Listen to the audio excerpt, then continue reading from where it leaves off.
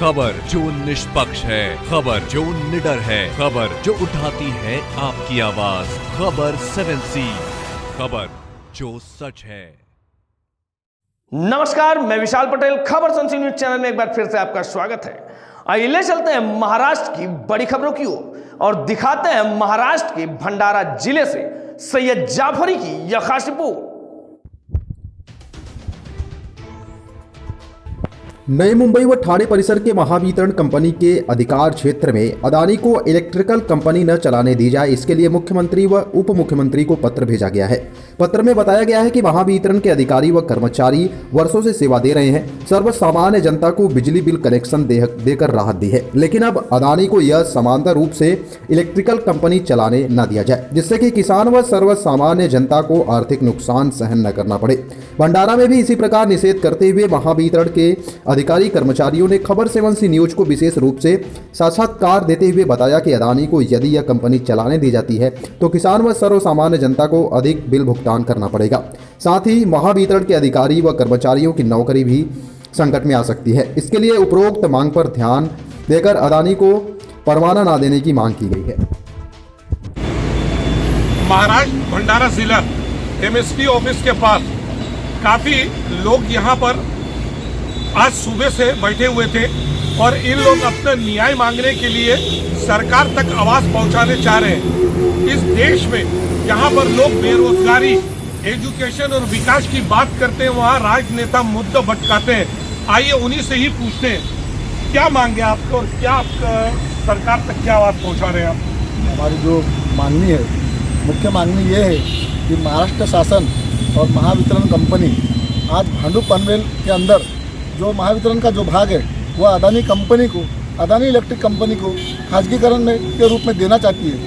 उसको खाजगीकरण के रूप में देने के बाद जो महाराष्ट्र में जो परिस्थिति निर्माण होंगी, जो क्रॉस सब्सिडी में जो बीज ग्राहक को जो बिजली मिलती है वो बिजली क्रॉस सब्सिडी में नहीं मिलेंगी, किसान भाइयों को क्रॉस सब्सिडी में बिजली नहीं मिलेंगी और उच्च रेट में जो बिजली का उत्पादन करेगा वो उस उच्च रेट में हमको सबको उसके पैसे देना पड़ेगा। धीरे धीरे पूरा नासिक, नागपुर, भंडारा, गोंदिया जितने भी अर्बन का जो सेक्टर है ये अदानी कंपनी के हिस्से में चले जाएगा और खाजगीकरण होने के बाद जो महावितरण कंपनी है, जो जनता के पैसे से बनी हुई कंपनी है, जनता की कंपनी है, इस कंपनी का पूरा एकाधिकार अदानी का हो जाएगा। ये कंपनी को बचाने के लिए,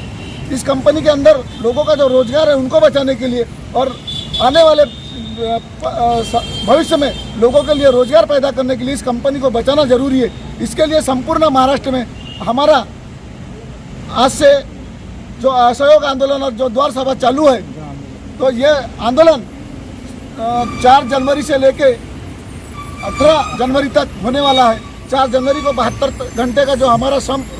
रखा गया है, उसके बाद 18 जनवरी से संपूर्ण महाराष्ट्र में बेमुद्दत संप की हमने घोषणा की है, ताकि आम जनता का ध्यान हमारे संप पर जाए, आम जनता हमारे को सहयोग करे और हमारे सहयोग में शामिल होकर इस महावितरण कंपनी को अपने लिए, इस महाराष्ट्र के लिए बचाए, क्योंकि महावितरण कंपनी जनबतकर, मैं राज्य उपाध्यक्ष हूँ मागासवर्गीय विद्युत कर्मचारी संगठन का। और बात ऐसी है कि हम जो आंदोलन कर रहे हैं तो महाराष्ट्र में जो महावितरण कंपनी है, जिसको हम महाराष्ट्र राज्य विद्युत वितरण कंपनी बोलते हैं, तो ये आशिया खंड में नंबर 2 की कंपनी है, महाराष्ट्र में नंबर 1 की कंपनी है। ये कंपनी महसूल 84,000 कोटी रुपए हर महीने का इसका टर्नओवर जाता है और इसीलिए ये जो अदानी पावर कंपनी है, इसने केंद्र सरकार से मिलके, क्योंकि केंद्र सरकार ने विद्युत कायदा 2003 इसमें दुरुस्ती लाके और ये बिल लोकसभा में रख के अभी ये बिल है स्टैंडिंग कमेटी के पास, तो इस माध्यम से अदानी हो गया, अंबानी हो गया, इन सभी उद्योगपतियों के पास हमारी जितने भी जो गवर्नमेंट सेक्टर की ये देने की कोशिश ये लोग कर रहे हैं। तो इसमें जो केंद्र सरकार की जो चाल है और राज्य सरकार की चाल है और ये जो षड्यंत्र है, इसके विरुद्ध हम सभी महावितरण के महावितरण कर्मचारी और महाजनकों के कर्मचारी, महा ट्रांसको के कर्मचारी, ये जो एमएससीबी की तीनों भी कंपनियां हैं, ये हम इसके विरोध आवाज़ उठा के अभी हमारा ये आंदोलन चल रहा है। आने वाले 4 जनवरी को हम 72 घंटे का स्ट्राइक करेंगे। उसमें महाराष्ट्र में हमारे जो जितने भी एमएससीबी के, एमएससी डीसीएल के, एमएससी टीसीएल के और जनरेशन के जो भी कर्मचारी हैं वो सभी इस संप में शामिल होंगे। और उन्हीं के साथ साथ महाराष्ट्र में जो भी कंत्राटी कामगार है उनका भी हम सहयोग लेंगे। और हम ये आशा करते हैं कि महाराष्ट्र के जितने भी लोग हैं इन्होंने हमारे साथ आके ये स्ट्राइक में आके हमारा सहयोग देना चाहिए, क्योंकि जब ये खाजगीकरण हो जाएगा तब हमारे जो काश्तकार लोग हैं, जो एग्रीकल्चर वाले लोग हैं, तो इनको हम जो बिजली देते हैं ये सब्सिडी में देते हैं। अदानी कंपनी आएंगी, ये सिर्फ मुनाफा कमाने के लिए देंगी। दूसरी बात, हमारे जो रोजगार के लिए लोग अभी खड़े हैं, तो अभी 30% कर्मचारी ये कंत्राटी कामगार है ये पूरे एमएससीबी में, तो यानी 30% कंपनी